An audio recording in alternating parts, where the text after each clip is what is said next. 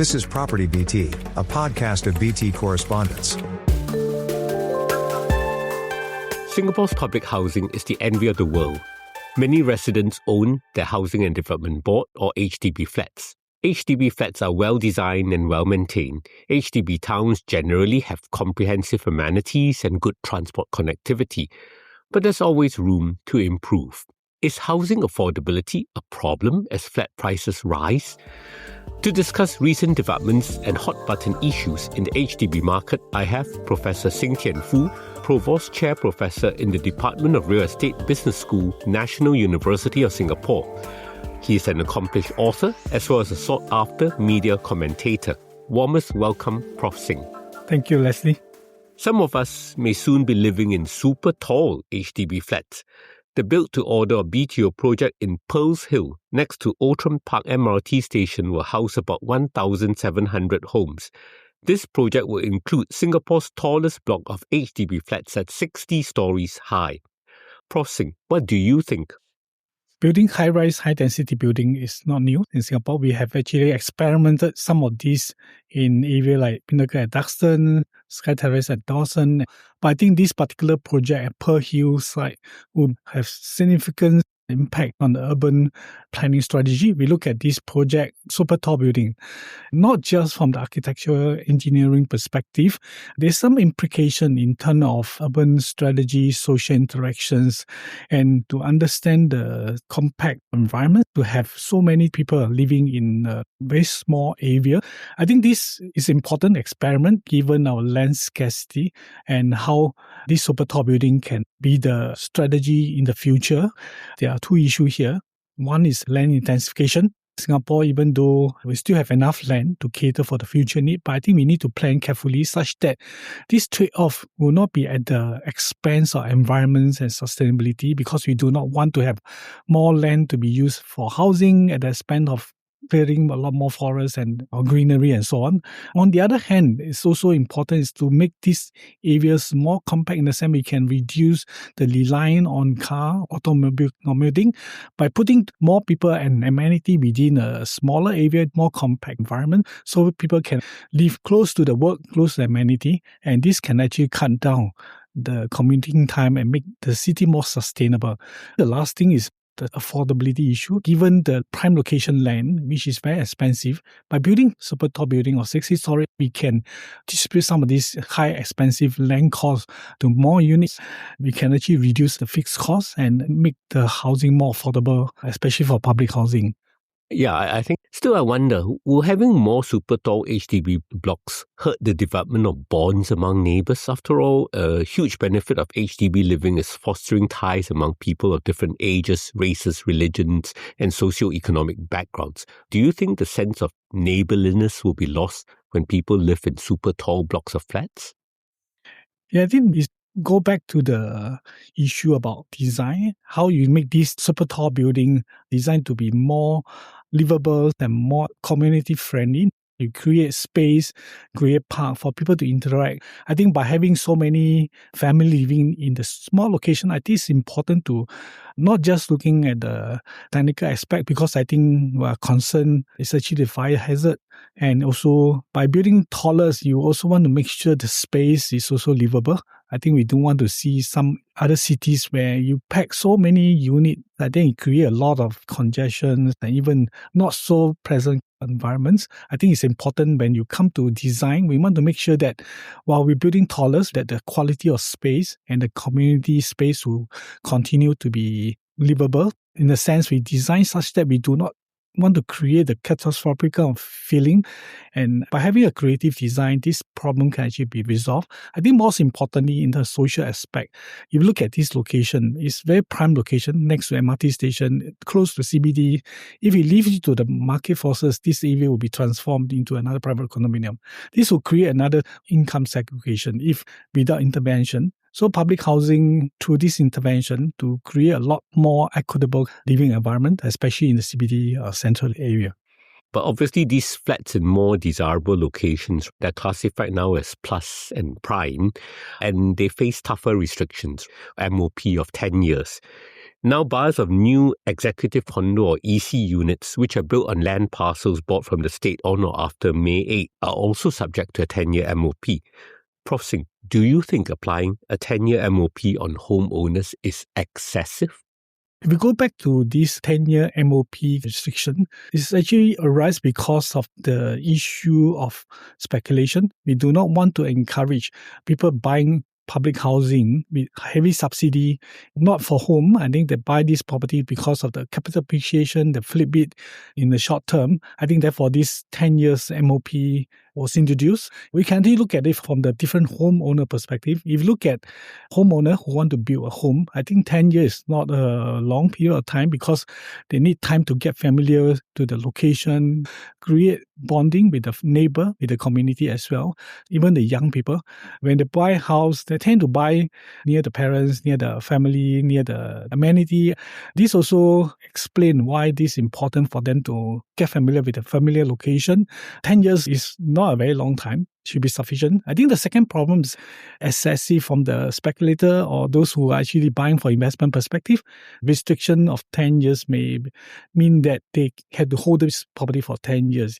So the third group of people is upgrader, family, household size, and all these family formation change over time. When they have children, they need more space.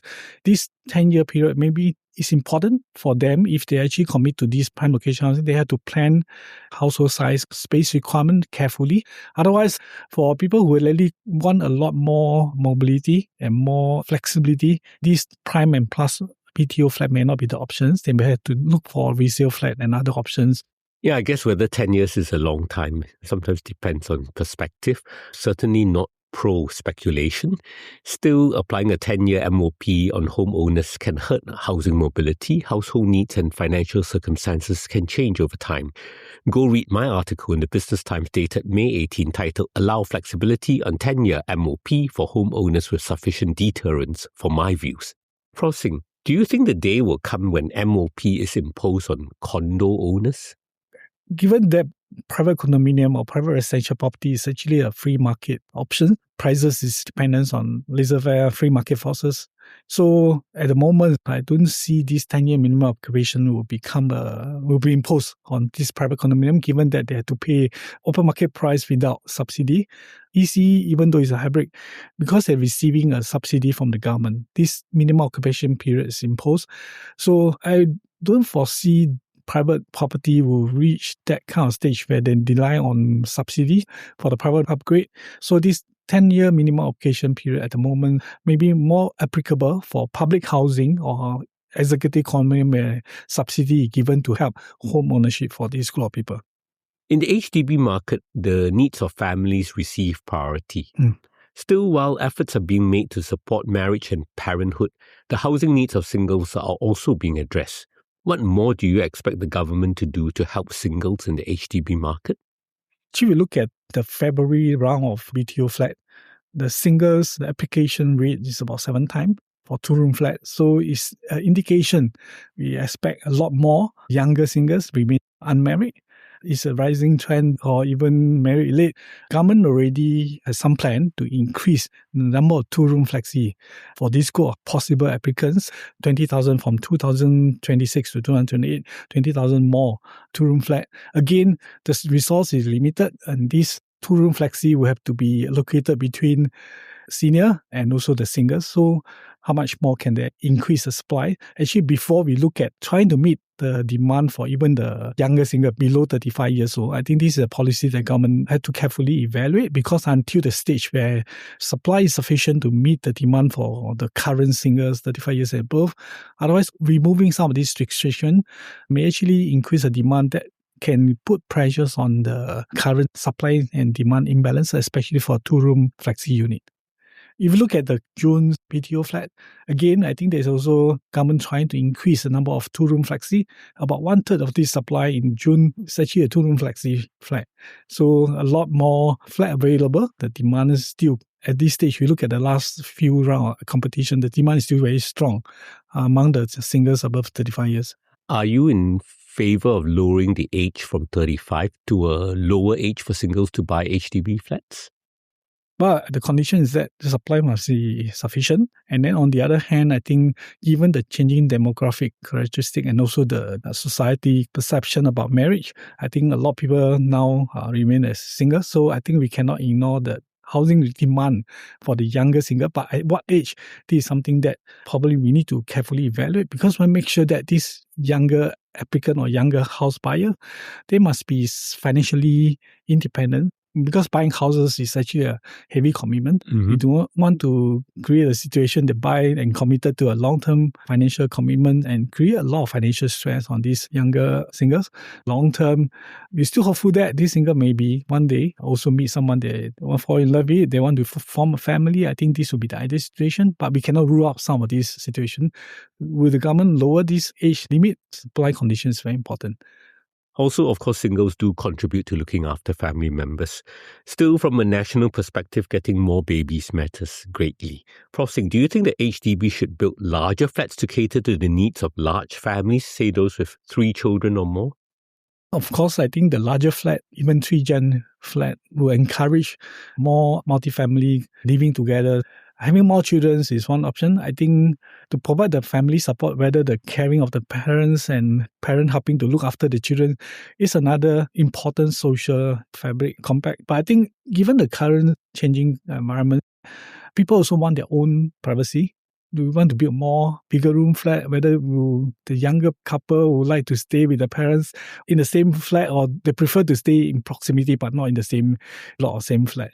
I think these are some of the things we need to actually think about. By creating more bigger flat, given more option for family with bigger household size, whether they have more children, whether by having bigger flat will encourage people to have more children, this is something that still yet to be proven empirically. There's no clear causal effect. No research to back that. Yeah, that's right. Whether by having more bigger flat, you encourage people to have bigger household size or have more children. Still to come, the potential dawn of Singapore $2 million HDB resale flats. Also thoughts on land lease decay of aging HDB flats. That's after the break. Market Focus Weekly, now hosted by Howie Lim. A sharp weekly deep dive into what's moving markets in Singapore and across the region, with analysts and market insiders to break down the forces shaping the week ahead. New episodes every Friday, powered by the journalism of the Business Times. Find Market Focus Weekly wherever you get your podcasts. And now, back to PropertyBT, a podcast of BT correspondents. Welcome back to PropertyBT. I'm Leslie Yee. Blame inflation. New HDB homes are sold at subsidized prices. Still, BTO flat prices can realistically be expected to rise over time. Meanwhile, more HDB resale homes are being sold at over $1 million Singapore dollars each. A 5-room HDB resale flat fetched a record 1.73 million Singapore dollars earlier this year. Prof Singh, do you foresee $1 million HDB BTO flats and $2 million HDB resale flats in the near future? Yeah, we look at this 1.7 million HDB flat. It's located in a good location, Red Hill Sky Terrace at Dawson. It's also quite a new development. These are some of the unique characteristics for some of these $1.5 and $1.7 million flat. It must have unique characteristics, prime location, close to city, and high floor, and even for this case, it's very new project. So there are various confluence of factors that may drive the HDB flat above $1 million. But the number of these $1 million flat at this moment, we don't see a big proportion, maybe still about 5% of the total housing stock. So whether the price will continue to rise, I think there are two factors. One is the cap in private housing. Private housing is always provide the ceiling in how much resale flat can actually rise, because we probably don't expect the resale HDB flat to exceed the private condo or even the EC flat prices. So this may provide a ceiling to cap the price growth. On the other hand, it's actually the demand, the economic growth that drive this demand. Right? We look at 1.5 or 1.7 million dollar flat, each number of them have increased. Whether we will be seeing 2 million flat in the near future. 2024, if you remember, two agents actually put out a listing of $2 million. During a time, a lot of people think that $2 million is unrealistic. But whether we're going to see this is again depending on the price growth. If you look at 1.7 now, to grow to $2 million, how long this will take? This 300,000 translated into about 15% of the price growth of 1.7. If you look at 1.5 million as average, from 1.5 to 2 million is about 500,000, is about 34% growth. So whether the market will be able to grow by 17% to 35% in the next few years, how much do we need the market to grow in order to achieve that 2 million? If you look at by 2030, 4-year period, from 1.7 to 2 million, the market had to grow at about average 4% a year in order to achieve that 2 million. For 1.5 to 2 million, the market had to grow about 8% a year, even more, within 4 years to achieve that 2 million. Whether the market will be able to reach that level, given current conditions, not totally impossible, but I think it's very, very unlikely at the moment to see price to be able to reach $2 million by 2030, because if you look at the growth in the last 2 quarters, and actually the resale market prices, the growth actually had gone down. It's negative 0.1%, almost 0% growth in the last 2 quarters. This is cyclical effect, because if you look at HDB resale price index, the price have already grown by more than 5 years since 2020. After the lifting of the COVID restriction, prices have grown quite rapidly for the last 5 to 6 years. Whether we're going to see this price trend continue, that is another important driver. But otherwise, not impossible, but I think it take a longer time. We hope we will not see these 2 million to happen, because I think that need to be supported by the income growth as well, to make sure that this public housing will not price out reach of the average resident. Right. In 2025, the median monthly household market income among resident households in Singapore was Singapore dollars 12,446, or nearly 150,000 Singapore dollars per annum. A HDB resale flat selling for, say, 1.2 million Singapore dollars works out to 8 times of annual income of 150,000 Singapore dollars. Prof Singh, is there a problem with affordability of HDB resale flats? Yeah, I mean, the composition of the resale flats vary. If you look at medium price, HDB is not much different from the BTO flat for the prime location, because based on the historical data, we look at the last 20 years, look at the overall distribution. Even though there are some $1 million flats, we also seen some older flats sold at relatively lower price. So the median price to income ratio is still around about 4.5 times to 5 times. If people want to put in more effort to search for housing in the market, if they are not very particular about location, the size, and they should still continue to be able to find affordable housing, just a matching between their income and housing expectations. That is very important, because 1.2 million, 1.5 million, 1.7 million, some of this housing, the buyers, there are some sorting. The buyer who bought this unit, they are relatively high income buyers, could be even the permanent residents, and therefore this may not be a good reflection of the overall market condition. So we look at the average or medium income and medium housing price. In fact, BTO and also the resale flats maintain a very, very stable ratio, about 4.5 to 5 times over the last 20 years. HDB flats are typically sold on 99-year leases. A flat completed in the early years of independent Singapore would be close to 60 years old this year.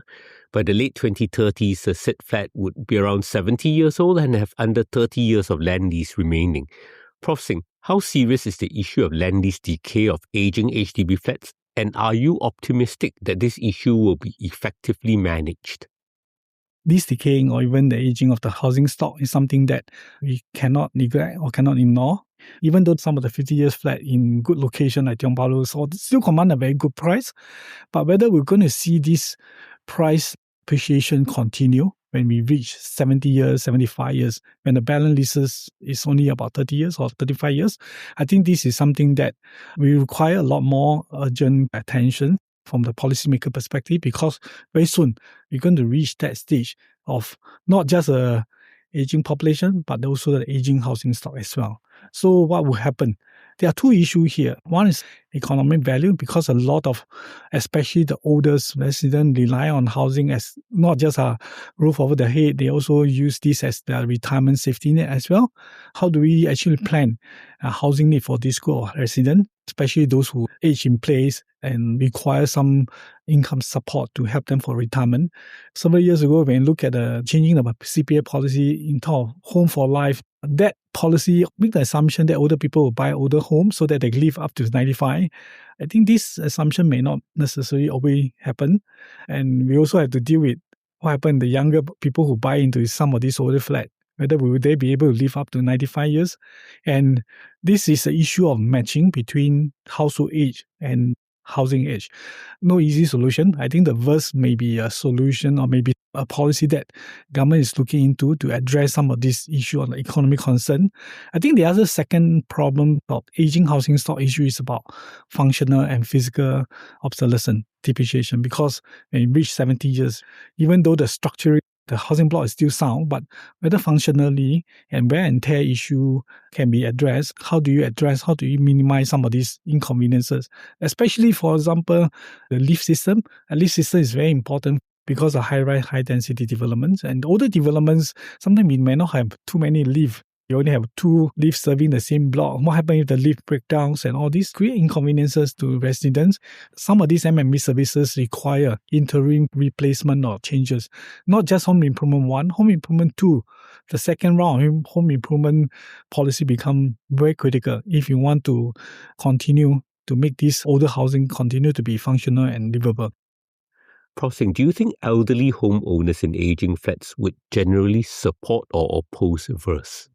I think they probably face the issue about finding a replacement flat because unlike a selective home block redevelopment, the SIRS scheme, when they'll be given a replacement flat. But verse, even though the detail had not been announced, one of the issues is about finding the replacement flat, especially for older household. I think for the older household, whether the compensation they receive will be sufficient for them to actually find a replacement home. So we probably need to think about verse plus the 2-room flexi for these elderly so that probably we give them some priority for those who are affected. If they supported this verse scheme, would the older elderly household be given priority in terms of finding a replacement in terms of 2-room flexi flat? For younger family, they probably can look for alternative options after getting the compensation.